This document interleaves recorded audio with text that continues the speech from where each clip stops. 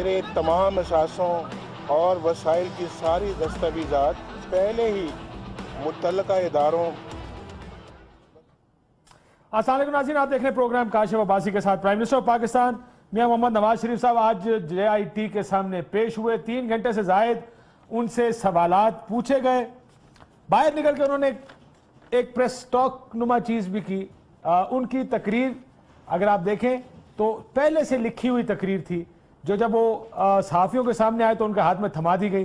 किरमानी साहब साथ मौजूद थे, साथ साथ पढ़ भी रहे थे और साथ साथ वो कागज़ भी इकट्ठे कर रहे थे जो मियाँ साहब पढ़ी जा रहे थे।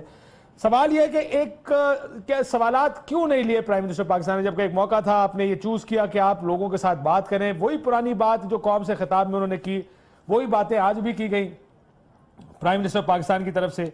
इसको संगे मील का दर्जा दिया आज के दिन को।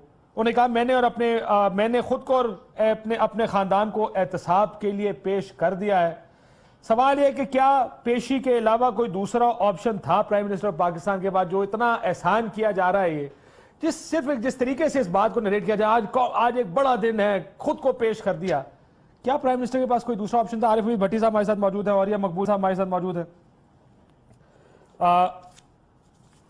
मेरा ख्याल हमारे साथ लाइन पर मौजूद है इस वक्त, अगर if I am not mistaken. Shahid Latif साहब हमारे साथ मौजूद है और उमर चीमा साहब भी हमारे साथ मौजूद है। और या साहब, प्राइम मिनिस्टर साहब के पास कोई दूसरा ऑप्शन था? जिस तरह ये कहा जा रहा है कि हमने आज पेश कर दिया, ये संगे मील है, ये बहुत बड़ा दिन है। आई अंडरस्टैंड इस मुल्क में डिक्टेटर्स अपने आप को पेश नहीं करते रहे सर। उन्होंने कभी अपने आप को एहतसाब के लिए, वो याद है आपको, निकले कोर्ट जाने के लिए थे, वहां से चले किसी और जगह गए, ये दिन भी देखे इस मुल्क ने। लेकिन क्या पेशी के अलावा कोई दूसरा ऑप्शन था प्राइम मिनिस्टर की? मेरा ख्याल है बिल्कुल ऑप्शन इसलिए नहीं था कि उसके बाद उन पर कंटेम्प्ट ऑफ कोर्ट लगती है अगर वो इनकार कर देते, और फिर वही अंजाम होता जो कोई यूसुफ रज़ा गिलानी का अंजाम था, और फिर उसके बाद 5 साल के लिए नाअहल हो जाते। लेकिन JIT फिर भी चलती रहती। मतलब अगर कोई शख्स ये कहता है कि वो कंटेम्प्ट ऑफ कोर्ट के अंदर इनकार कर देते और कंटेम्प्ट ऑफ कोर्ट चलती रहती और कंटेम्प्ट ऑफ कोर्ट का वो नाअहल हो जाते, तो क्या JIT खत्म हो जाती? JIT ने तो अपना काम करना था। तो उनको कोई निजात का रास्ता कोई नज़र नहीं आ रहा था। उन्होंने बहुत देर यहाँ लाहौर में बैठ के, जिस वक्त ये समन आया है तो वो लाहौर आए हैं, लाहौर आके उन्होंने अपने तमाम वकला से बड़ी सीरियसली राइवेंट के अंदर इसके ऊपर गुफ्तशनीद की है और उन्होंने कहा कि ठीक है आप पेश हो जाएं, फिर उसके बाद जो होगा देखा जाएगा। क्योंकि JIT की जो रिपोर्ट है वो तो फैसला नहीं होती, फैसला तो आगे जाके सुप्रीम कोर्ट में करना है, तो उस पर जाके हम डिस्कशन कर लेंगे, जो कुछ किए कर लेंगे। लेकिन आज उनको बड़ी तबीयत में गरां गुजरी है ये JIT जो थी, और उस तबीयत की गरानी जो है उनके चेहरे से बाहर जब आए उस वक्त बयान थी, जब वो वहाँ पर कैबिनेट में बैठे हैं उस वक्त बयान थी, और उसके बाद यह है कि आप देखें कि कैसे चुप लगी हुई है, आप बस चुप सी लग गई थी गरीबान शहर को, वो वाली कैफियत हुई है सर। लेकिन जवाब तो बहुत सारे दे रहे थे ना प्राइम मिनिस्टर पाकिस्तान ने, बहुत से जवाबों की तवक्को की जा रही थी। कौन कौन से सवाल थे जिसका जवाब देना था? मतलब मेरे जहन से अगर आप मेरे से पूछें तो मेरा तो वो जो तकारीर और जो कौम से खिताब किए, आपने खुद पूरी ट्रेल बताई, खुद ये बात बताई कहाँ से पैसे शुरू हुए, दुबई से जद्दा गए, जद्दा से लंदन गए, फिर हमने ये अपार्टमेंट खरीदे। ये तो वजीर आजम साहब की अपनी तकारीर है। खुद कहते रहे मेरे पास तमाम दस्तावेजात मौजूद हैं, अप्रोप्रिएट फोरम पे इन्होंने भी कहा, हुसैन नवाज ने कहा, पाशा साहब ने कहा। ये जवाब आए हैं या ये जवाब भी बस आई है? जवाब तो उन्होंने दिए नहीं, जवाब तो JIT को उन्होंने बिल्कुल नहीं दिया। उसकी एक बुनियादी वजह यह है कि अगर वो जवाब उन्होंने देने होते तो सुप्रीम कोर्ट में दे देते। तो JIT एक ऐसा फोरम है जिसके अंदर वो अंदर उसमें 2 लोग थे, 3 बैठे होते हैं, उसमें दे दिया तो ना दिया बराबर की बात होती है। लेकिन असल मसला ये है कि बुनियादी तौर पर वज़ीर आज़म ने एक बहुत बड़ा, जिसे कहते हैं बहुत बड़ी स्टेटमेंट दी है कि अगर ये काम ऐसे चलता रहा तो मुल्क की सलामती दांव पे लग सकती है। ये मुल्क की सलामती को दांव पे लगा। उनके तकरीर को तो डायसेक्ट अभी नहीं किया है। ये जो उन्होंने कहा कि अगर ऐसे चलता रहा तो हो जाएगा, उस पर मैं आता हूं भी। जिस आप कहते हैं कि बहुत से सवालात थे। देखिए, सबसे पहले तो एक हार्डकोर भट्टी साहब केस है। वो केस सब जानते हैं, 4 लंदन अपार्टमेंट्स का केस है। वो लंदन अपार्टमेंट्स ICIJ की एक रिपोर्ट के मुताबिक सामने आए। फर्स्ट फैमिली लगातार उनका इनकार करती रही, बार बार कहते रहे हमारी तो पाकिस्तान से बाहर जायदाद ही कोई नहीं, चाहे वो सलमान शहबाज की साउंड, वो है जो रिकॉर्ड पे मौजूद है। अब आज जब वजीर आजम पेश हुए, उन्होंने क्या कहा? वो क्या सबूत देकर आए हैं सुप्रीम कोर्ट जेआईटी के सामने? पहले सुन लीजिए, उन्होंने कहा वही देकर आए जो सुप्रीम कोर्ट है। तो सवाल बुनियादी तो यही बनता है, तो वो तो पहले भी नाकाफी थे। अगर वो काफी होते तो केस जेआईटी में थोड़ी आना। सुनिए उन्होंने पहले क्या कहा इस बारे में। मेरे तमाम असासों और वसाइल की सारी दस्तावेजात पहले ही मुतल्लका इदारों बशमूल सुप्रीम कोर्ट के पास मौजूद है। आज हमने एक बार फिर वो दस्तावेजात दे दी। भट्टी साहब, न्याय क्या था इस जेआईटी में जो जिसका जवाब उन्होंने दिया होगा? अच्छा, बिस्मिल्लाहिर्रहमानिर्रहीम। काशिफ साहब, गुजारिश ये है कि वो अपनी खुशी से नहीं गए, हालात की मुनासबत और मजबूरी से गए हैं। सुप्रीम कोर्ट ने बुलाया है। आज मेरे ख्याल में मियाँ साहब का 1 साल 2 माह में सबसे ज़्यादा केस वीक हो गया है, क्योंकि सुप्रीम कोर्ट ने उनको तलब नहीं किया था। उनके वकला बहस करते रहे और मियाँ साहब और उनके साहबजादे कहते रहे अल्हम्दुलिल्लाह अल्हम्दुलिल्लाह, जब प्रॉपर फोरम आएगा हम तमाम विटनेस देंगे। ये वो वसाइल हैं जिसके जरिए लिया गया। आज उनको कुदरत ने वो मौका दिया कि मियाँ साहब अपने आप को इनोसेंट जाहिर कर सके और तमाम सबूत जाके अदालत के पास दें। उन्हें कहे ये ले जी, ये जो मैंने कहा था। आज उन्होंने अपना केस बहुत कमज़ोर कर लिया। आज उन्होंने अपनी बेटी की उस बात की भी नफ़ी कर दी जो 2011 में मरीम साहिबा ने फरमाया था हमारी कोई प्रॉपर्टी नहीं है। उसकी भी नफ़ी कर दी जो हुसैन नवाज ने कहा था अल्हम्दुलिल्लाह। उसकी भी नफ़ी कर दी जो कौम से खिताब करते हुए कहा था ये जद्दे और सऊदीया की बेच के ये है वो वसाइल जो हमने दिए। अब मेरी बात बताए ना, इसके बाद अब तो ये कह भी नहीं सकते हमें प्रॉपर जवाब देने का मौका नहीं मिला। 3 घंटे में आपने उनको वो असल जो इशू था उसका एक जवाब नहीं दिया। सर, ये 3 घंटे में फिर पूछा क्या? सवाल तो ये फिर 3 घंटे में पूछा कि अगर जवाब नहीं है, अगर डॉक्यूमेंट्स नहीं है, मनी ट्रेल तो पहले से कोई नहीं दी। इसका मतलब अगर पहले नहीं दी तो अभी भी कोई नहीं दी, तो फिर दिया क्या है? फिर वेयर हैज द केस आगे कैसे बढ़ा? 3 घंटे क्या गप्पे लगी होंगी अंदर? मैं तो ये जानना चाहता हूं। मैं यही तो कह रहा हूं, इस 3 घंटे में खाया पिया, खाली पेट गिलास तोड़ा 12 ने। इसका उस जेआईटी की पेशी में पनामा लीग को इन्होंने कोई भी सपोर्ट नहीं की। अपने अपने बच्चों के लिए कोई ऐसी चीज नहीं दी कि आइंदा अदालत को फैसला करने में, इनको क्लियर करने में मौका मिले। मेरा ख्याल है मियाँ साहब ने आज अपने लिए एक और गड़ा खोद लिया और आके बयाना देकर नफी कर दी है। इससे अवाम में भी उनकी मकबूलियत में कमी होगी। चले, इसका फैसला जैसे मियाँ साहब ने कहा था इलेक्शंस करेंगे। मुझे ये बताइए, एक दोबारा उन्होंने कहा कि मामला मुल्क की खजाना लूटने का नहीं है। शाहिद लतीफ साहब, ये सुन लीजिए, ये वज़ीर आज़म साहब, क्योंकि मैं चाहता हूं कि जो तकरीर के चंद जोज हैं, जो उन्होंने कहा है उस पर जरा हम तज्जिया ले लें कि क्या इसका मतलब है प्राइम मिनिस्टर साहब का। जरा सुनिएगा उन्होंने क्या बात कही।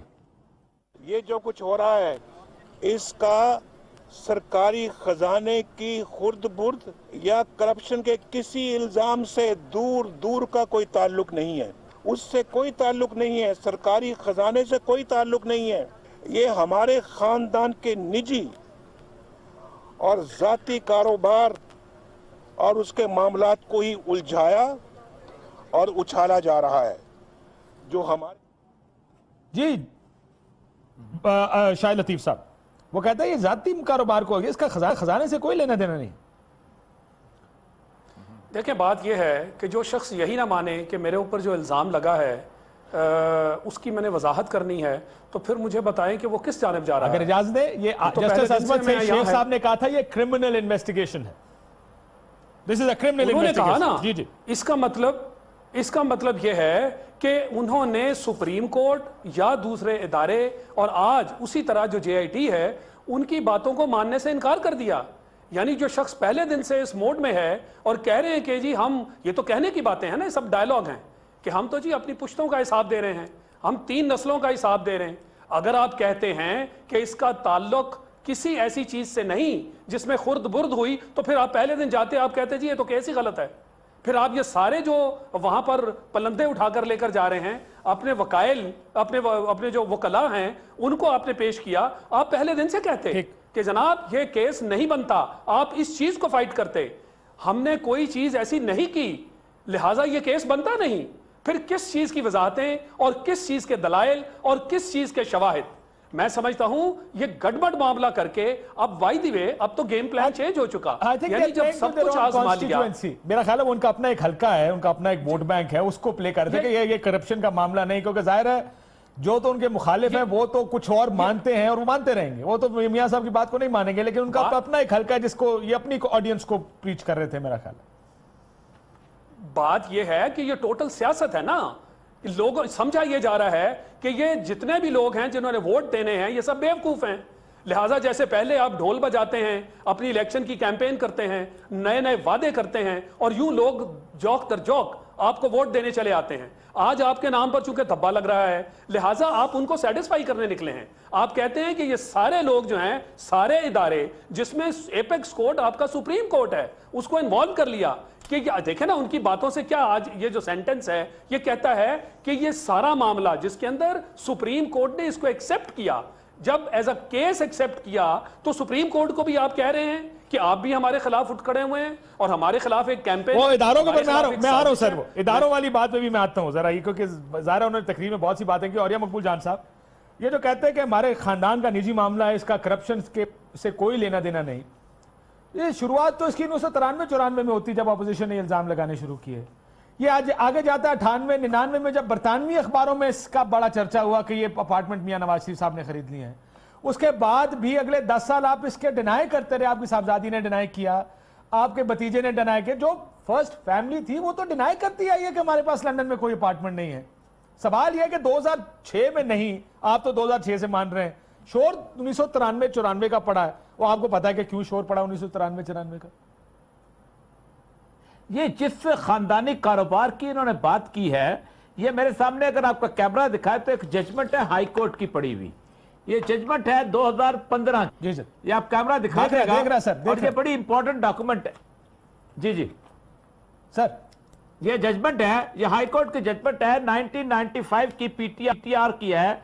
उसमें मियां मोहम्मद शरीफ जी जी ये कहते हैं the petitioner assessee as director of several limited companies and in the year 1988-89 the assessee return a total income of 9,36,311 रुपए।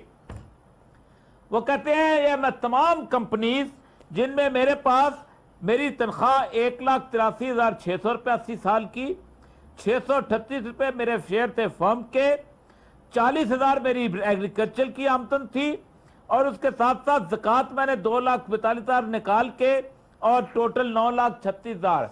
ये इतनी बरकत वाली आमदन थी कि जिससे फ्लैट खरीदे गए 2-4 बल्कि, ये इतनी बरकत वाली आमदन थी जिससे जद्दा की मिल खरीदी गई, वो इतनी बरकत वाली आमदन थी कि लोगों के आपने इलेक्शन भी लड़े। अल तौफीक के $8 मिलियन वापस हुए होंगे मेरा ख्याल है इसी से, और इसी से फ्लैगशिप कंपनी भी बनी होगी सर, वो मल्टी मिलियन पाउंड कंपनी है, मल्टी। सर ये मियां शरीफ साहब कहते हैं, मियां शरीफ साहब कहते हैं इस दरखास्त में जो सुप्रीम कोर्ट ने हाई कोर्ट ने उनके हक में फैसला किया है कि एक नाहंजार इनकम टैक्स अफसर जो है उसने मेरी इनकम बढ़ा के 56 लाख कर दिया है, पूरी की पूरी अंपायर की इनकम, और उसका खत्म किया जाए। और उसके बाद ये हुआ है कि यह लंबी कहानी है कि 3 साल तक उन्होंने उसको अपील में नहीं जाना दिया, ये किया।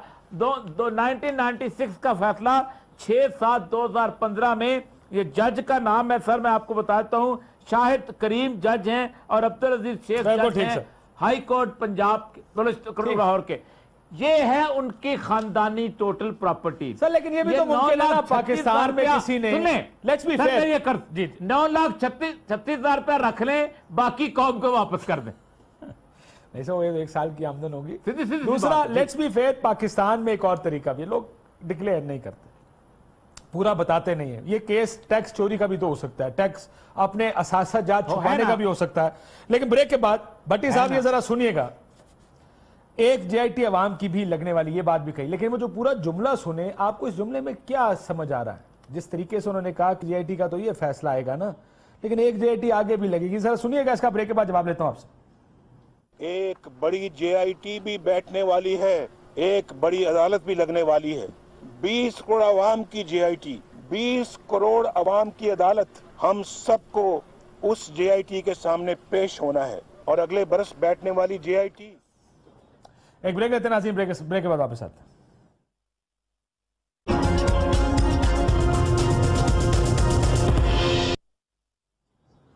वेलकम बैक नाज़रीन। आरिफ उम्मीद भट्टी साहब हमारे साथ मौजूद हैं और ये मकबूल जान साहब हैं, शाहिद लतीफ़ साहब हैं और उमर चीमा साहब भी हमारे साथ मौजूद हैं। ये मैंने एक सुनाया था, मैं दोबारा सुनाता हूं आपको, जब पूरा सुन लें इसको। मुझे ऐसा लगा प्राइम मिनिस्टर साहब इस JIT के फैसले से ज्यादा कुछ पॉजिटिव नहीं है कि उनके हक में फैसला आएगा। सुनिएगा किस तरीके से उन्होंने कहा कि जी ये तो लगने वाली है JIT, इसका फैसला आ जाएगा, लेकिन याद रखना एक और JIT भी आने वाली है। तो सुने उन्होंने क्या बात कही। चंद दिन में JIT की रिपोर्ट भी सामने आ जाएगी, अदालत का फैसला भी आ जाएगा, लेकिन हम सबको याद रखना चाहिए एक बड़ी JIT भी बैठने वाली है, एक बड़ी अदालत भी लगने वाली है। 20 करोड़ आवाम की JIT, 20 करोड़ आवाम की अदालत, हम सबको उस JIT के सामने पेश होना है और अगले बरस बैठने वाली। जी भट्टी साहब, कुछ इसमें आपको लगा कि जब जिस तरीके से वो बात कर रहे हैं कुछ ज्यादा होपफुल नहीं है फैसले के लिए? मुझे ये हंच आया इस जिस तरीके से कंस्ट्रक्ट किया गया इस जुमले को। काशिफ भाई, मुझे आज मियां साहब की तकरीर कंफ्यूज लगी। उनके अल्फाज उनके चेहरे का साथ नहीं दे रहे थे, चेहरे से घबराहट आया थी, अल्फाज में तरतराहट थी। एक तरफ वो कहते हैं कि मेरा दामन साफ है और अगली इतने थके हुए मुंह से उन्होंने कह दिया कि अगले साल 20 करोड़ आवाम की JIT लगने वाली है। उन्हें ये भी यकीन है कि मेरे खिलाफ फैसला नहीं होगा, अगले साल तक मैं ही रहूंगा। तो इनके लिए यही कह सकता, उनका दावा था, उनका दावा है कि सूरज भी इन्हीं का है गुलाम, शब ये जो हम पर आई है इसको गुजरना ही नहीं। वो अपनी हिकमत बना रहे हैं, उनका अपना ख्याल है, वो बच जाएंगे। उनके लफ्जों से कह रहे हैं, जब चेहरा उनका कह रहा है कि उनके गुंजाइश नहीं है। अब ये अदालत ने फैसला करना है क्या अगले साल इलेक्शन हो या इस साल हो, मियां साहब उस इलेक्शन में आ सकते हैं कि नहीं। आपको याद होगा यूसुफ रजा गिलानी को नाअहल करार दे दिया गया था कंटेम्प्ट ऑफ कोर्ट पर। इस पर एक दफा सुप्रीम कोर्ट के एक चीफ जस्टिस साहब बैठे, फिर 5 जज साहबान के बेंच बैठा, फिर JIT बैठा, और उसके बाद बारहा इनको मौका देने के बाद सबूत इन्होंने दिया नहीं और अपने आप को इन्होंने बरी भी कर दिया है। JIT पे एतमाद भी नहीं कर रहे, सुप्रीम कोर्ट पे एतमाद भी नहीं कर रहे, फिर कह रहे हैं अगले साल जो इलेक्शन होगा हम उस JIT में जाएंगे। ये किस बुनियाद पर कर रहे हैं? इसकी दलीलों में वजन नहीं लग रहा, कोई लॉजिक नहीं। अच्छा, आपको लॉजिक नजर नहीं आ रही? मुझे हार कर रहे हैं क्योंकि ये लिखी हुई तकरीर थी और लिखी तकरीर बड़ी सोच समझ के, हर नुक्ते के ऊपर बड़ा सोच समझ के लिखी जाती है कि इसका मतलब क्या जा रहा है। तो उमर चीमा साहब, आप मौजूद हैं मेरे लाइन पर? जी मौजूद हूं। मुझे इस तकरीर को सुन के, इस पर्टिकुलर बिट को सुन के जाओ ने कहा कि जी ये याद रखिएगा ये तो फैसला आ जाएगा, लेकिन एक और अदालत भी लगने वाली। मुझे लगा कि वो ज्यादा होपफुल नहीं है इस JIT और इस अदालत के फैसले से। देखिए, एक तो ये है कि तकरीर तो वो पहले ही लिखी हुई थी और जब वो JIT में पेश नहीं हुए थे उसके मुदरजात तो पहले ही तय थे कि हमने क्या बात करनी है। लेकिन ये है कि उनकी टोन बड़ी ऑफेंसिव थी। मेरा ख्याल है कि उन्हें ये नहीं इख्तियार करना चाहिए था जिस तरीके से गए थे। ओवरऑल एक अच्छी एडवाइस थी उन्हें, लेकिन अगर वो ये बात ना करते, जो उन्होंने करना है, आगे इलेक्शन होने हैं, जो JIT इलेक्शन में बननी है या जो अदालत आवाम की अदालत ने फैसला देना है वो तो देना ही देना है, यानी कि उसको मेरे ख्याल है इधर को बावर कराने की ऐसा जरूरत नहीं थी। मुझे जो जिस चीज की तरफ सारे इशारा कर रहे थे जरा उस हिस्से की तरफ आते हैं, क्योंकि मैं चाह रहा था आप भी आ जाएं। साजिशी फैक्ट्रियां बंद करना वरना जमहूरियत को नुकसान होगा और कौमी सलामती को नुकसान। सुने ये क्या, हम बिजनेस एंड की तरफ क्या मैसेज है, ये किसको ये मैसेज है? पहले सुन। ये मुल्क साजिशों और तमाशों की बहुत भारी कीमत अदा कर चुका है। अवाम के फैसलों को रौंद कर मखसूस एजेंडे चलाने वाली फैक्ट्रियां अगर बंद ना हुई तो आइन और जमहूरियत ही नहीं, मुल्क की सलामती भी खुदा न खास्ता खतरे में पड़ जाएगी। अब हम तारीख का पहिया पीछे की तरफ नहीं मोड़ने देंगे। वो जमाने के जी उमर चीमा साहब, साजिशों और तमाशों की भारी कीमत दे चुका है, मखसूस एजेंडे चलाने वाले, जमहूरियत को भारी नुकसान, कौमी सलामती को खतरा। अब एहतसाब को इन चीजों से नथी किया जाएगा पाकिस्तान में? देखिए, ये तो बड़ी गलत बात है और ये हमारा वतीरा भी है। ये सिर्फ बात वज़ीर-ए-आज़म नवाज शरीफ की नहीं है। मेरे ख्याल जो भी एक अंडर क्राइसिस होता है या कोई अकाउंटेबिलिटी का प्रोसेस शुरू होता है तो वो जो इस तरह के, अगर वो सियासत में होता है तो जमहूरियत को खतरे में डाल लेता है, अगर कोई वो फौज में होता है तो हमारी नेशनल सिक्योरिटी खतरे में आती है। इवन के हमारे हम जो जर्नलिस्ट हैं वो उसको फ्रीडम ऑफ एक्सप्रेशन का इशू बन जाता है।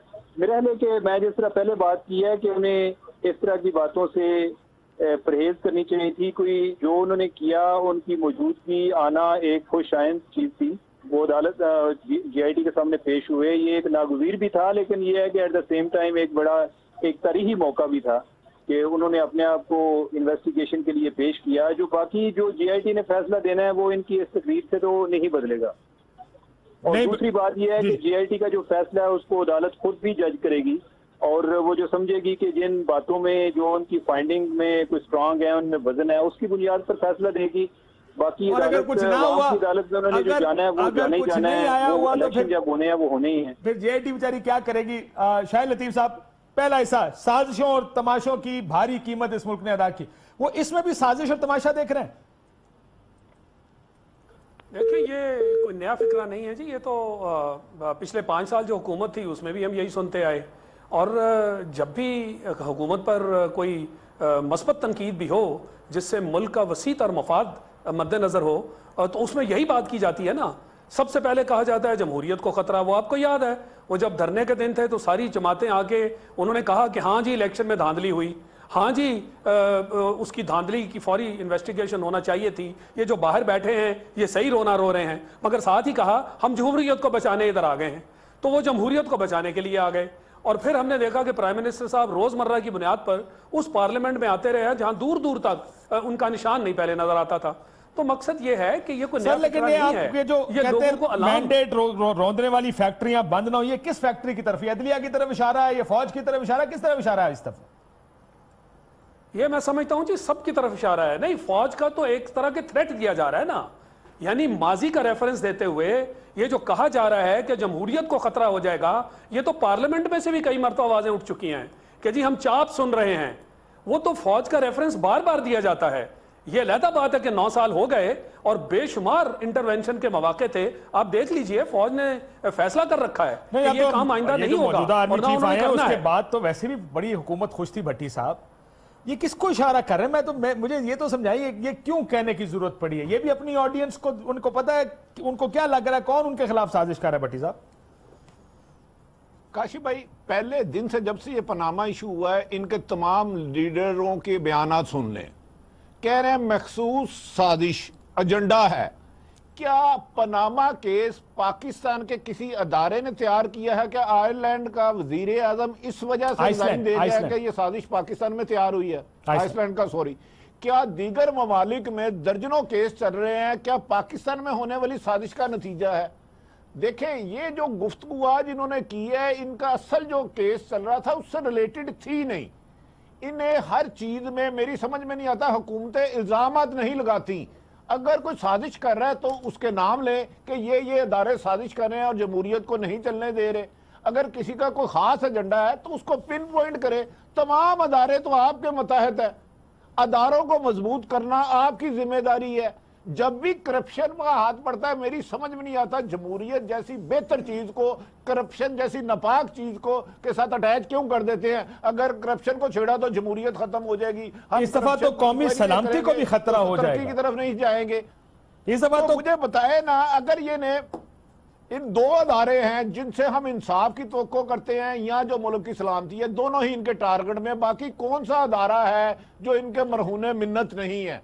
जो JIT ने रिपोर्ट दी, सुप्रीम कोर्ट में कहा कि रिकॉर्ड टेम्परिंग किया जा रहा है। तो यार, इससे ज्यादा आप खुद जमहूरियत के खिलाफ क्या साजिश करोगे कि 9 सालों से फौज ने ज़रबे अज़ब पे अपना काम किया। उधर पाकिस्तान में जहां 5 दहशतगर्दी के वाक़े तो उसे अल्लाह ताला ने सुकून कर दिया। कराची 8-8, 10-10 लाशें आती थी, वहां अमन हो गया। अब जमहूरियत इन्होंने मजबूत करनी थी, पहले 5 सालों में पीपल्स पार्टी ने करनी थी। पनामा केस में साजिश कहां से आ गई? ठीक, मैं ये औरिया साहब से भी यही सवाल पूछता हूँ। औरिया साहब, अब जबकि ये केस तकरीबन अपनी आखिरी सांसें ले रहा है इस सेंस में कि JIT है, 1 महीना गुजर गया, उससे ऊपर गुजर गया, तकरीबन 20-25 दिन और रह गए हैं, फैसला भी आ जाएगा। लग ये रहा है कि पहले भी कोई सबूत नहीं थी, अब भी कोई सबूत नहीं है, तो अपनी ऑडियंस को ये कर रहा है, क्योंकि ये एक बड़ा पुराना हमारा राग है जो पाकिस्तान में शायद ठीक हम पहले समझते रहे हैं। फौज डिस्टेबलाइज करती रही है, कभी इधर से कभी उधर से। इस दफा तो एक ऐसी चीज हुई है जिसका विजिबली कम से कम फौज से उस तरह कोई लेना देना नहीं। यानी ICIJ की खबर थी, उस खबर के ऊपर ऑपोजिशन ने शोर मचाया, सुप्रीम कोर्ट ने केस लिया, सुप्रीम कोर्ट ने एक फैसला दिया। सुप्रीम कोर्ट उनको घर भेज सकती थी, लेकिन उन्होंने एक GIT बनाई। GIT उन तमाम इदारों के अफसरान पर मुश्तमिल है जो इनके नीचे है, और वो किस तरह काम कर रहे हैं ये तो GIT की रिपोर्ट ने साबित कर दिया कि हर इदारे का नाम ले लेकर उन्होंने कहा कि वो किस तरह रोड़े अटका रहे हैं इसकी इन्वेस्टिगेशन में। ये कौमी सलामती को खतरा किधर से हो गया? क्या मियां साहब की सलामती अब कौमी सलामती है? उनकी सियासत जमहूरियत है, उनकी जब तक प्राइम मिनिस्टर रहेंगे तब तक कौमी सलामती रहेगी। किस तरीके से इसको कंपेयर कर रहे हैं? देखिए, पहली दफा नवाज शरीफ फैमिली को एक बिल्कुल मुख्तलिफ किस्म की सूरत हाल का सामना करना पड़ रहा है, और मैं चूंकि नौकरी में रहा हूं और मुझे इसका अंदाजा है कि ये वो ना एक्सपेक्ट करते थे और ना हमें अंदाजा था कि ये मामला इस हद तक आगे चला जाएगा। और वो है JIT के 4 सिविल अराकीन की इस वक्त जो इस्तकामत है। मैं जानता हूं कि किस किस्म का प्रेशर होता है, मुझे मालूम है कि क्या क्या मसाइल होते हैं ख़ानदानी तौर पर, घरेलू तौर पर, रिश्तेदारियों के मामले में, और ख़ुद जिस तरह नवाज शरीफ फैमिली जो है लोगों पे प्रेशर डालने की आदी है और जिस तरह वो प्रेशर डालती है, इसलिए उनके लिए एक अनएक्सपेक्टेड चीज़ है कि JIT के 4 लोग, और दो मैं फौज वालों को भी शामिल कर लेता हूँ, अगरचे कि फौज वालों को ना भी शामिल किया जाता तब भी JIT जो है वो बहुत बेहतर परफॉर्म कर रही है, और ये पाकिस्तान की तारीख में एक बिल्कुल मुख्तलिफ वाक़या है सिविल सर्विस के लिए, क्योंकि सिविल सर्विस को नवाज शरीफ साहब ने मुद्दतों से खरीदो फरोख्त के मामलात में उस बाजार में इस तरह रुसवा और बदनाम कर दिया था कि वो लोग जो थे वो मुकम्मल तौर पर इनके दरबार के आगे हाथ बांधे खड़े होते थे। असल परेशानी की वजह यह है, अब उनको समझ नहीं आती कि करें क्या। आप ये कह रहे हैं सर कि मैनेज नहीं हो रहा, इस वजह से इसको जमहूरियत का मसला, कौमी सलामती का मसला बना दिया गया। ना नोटों से मैनेज हो रहा है, ना ब्रीफ केसों से मैनेज हो रहा है। मतलब मैं डिप्टी कमिश्नर सिब्बी रहा हूं, सिब्बी में पर्शियन व्हील खरीदे जाते थे, ठीक है, पर्शियन व्हील जो खरीदे जाते इत्तेफाक से खरीदे जाते थे। हर साल जो है वो मियां शरीफ साहब जो है एक बोरी चावल की और एक घी का वो जो था वो भेजा करते थे वहां पर डिप्टी कमिश्नर साहब को, खास तौर पे वहां से शुरू होता था काम, आगे BMW तक जाता था। अब JIT के सामने ये चीजें भी नहीं चल रही। JIT के सामने ये भी नहीं चल रहा कि तुम्हारी 22 ग्रेड की प्रमोशन का अगर बोर्ड हो रहा है, इंसान बन जाओ वरना तुम्हारे 22 ग्रेड में प्रमोट नहीं करेंगे। JIT के सामने ये भी नहीं चल रहा कि तुम्हें धौंस तांस तुम्हारे खानदान को देख लेंगे, फला को देख लेंगे। तो JIT को हमें कम से कम एट द मोमेंट हमें उनको सपोर्ट करना चाहिए, पाकिस्तानी कौम को सपोर्ट करना चाहिए, मीडिया को सपोर्ट करना चाहिए।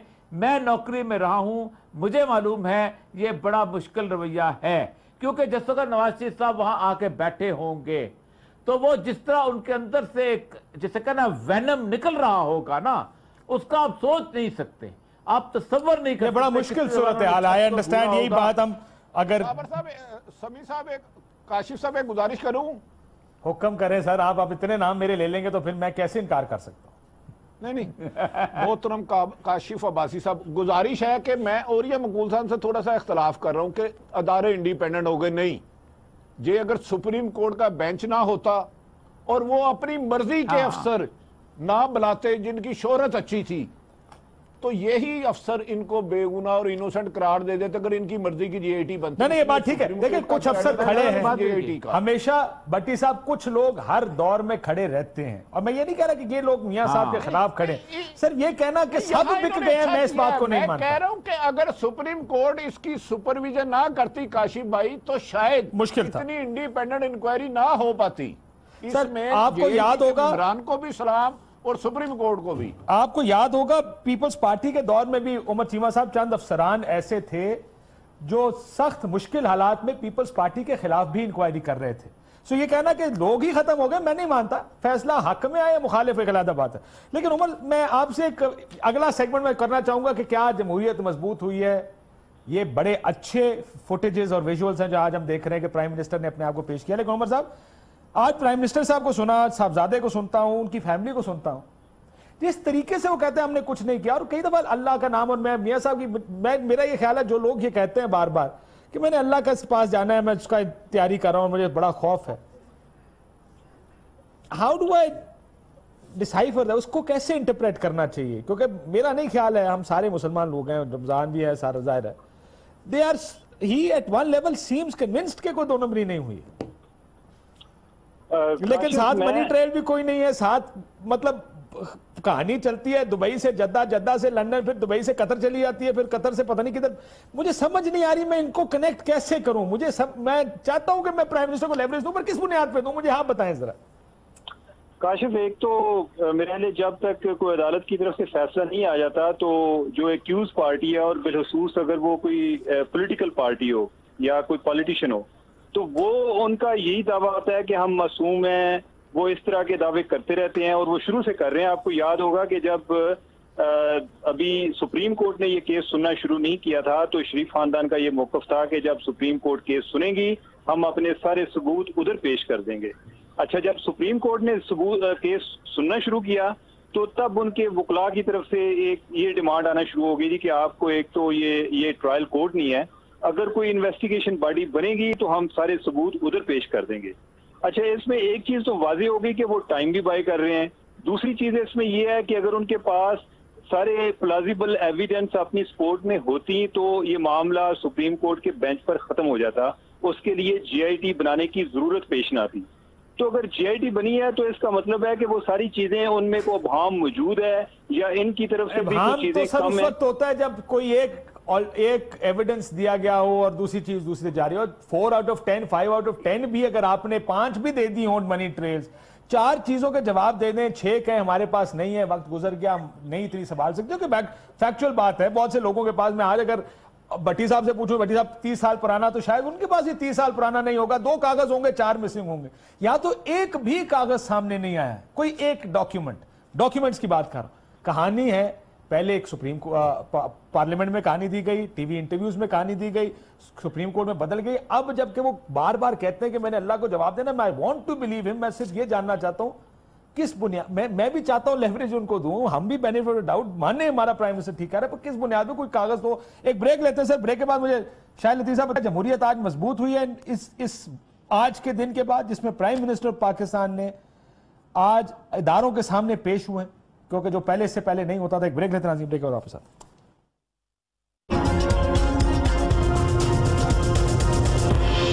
वेलकम बैक नाज़रीन, आखिरी सेगमेंट। शायद लतीफ साहब, आज जमहूरियत मजबूत हुई सर, यह देखकर के प्राइम मिनिस्टर पाकिस्तान इदारों के सामने पेश हुए हैं। देखिए, किसी एक चीज से तो जमहूरियत के मजबूत होने का तयन आप नहीं कर सकते ना। ये एक ऐसा नारा है जो हमारे हुक्मरानों को तब याद आता है जब या तो इलेक्शन हो रहे हों या वो किसी चीज में खुद उलझ रहे हों, फंस रहे हों, और फिर उनको जमहूरियत याद आए और फौरी तौर पर एक नारेबाजी शुरू कर दी जाए कि अगर ये काम चलता रहा, जैसे JIT का मामला हम अभी यही दोहरा रहे हैं ना, कि जो जिस तरफ इस वक्त हालात जा रहे हैं, जमहूरियत को खतरा हो गया है। पहले तो ये समझें जमहूरियत है क्या, और ये जमहूरियत जो है, आप ये बताएं कि ये 3 अंसर है ना जिन पर ये कायम है, उन तीनों में से किसी एक में बता दें अगर बेहतरी आई हो। यानी मुकन्नना है, आपकी अदलिया है और आपकी इंतजामिया है।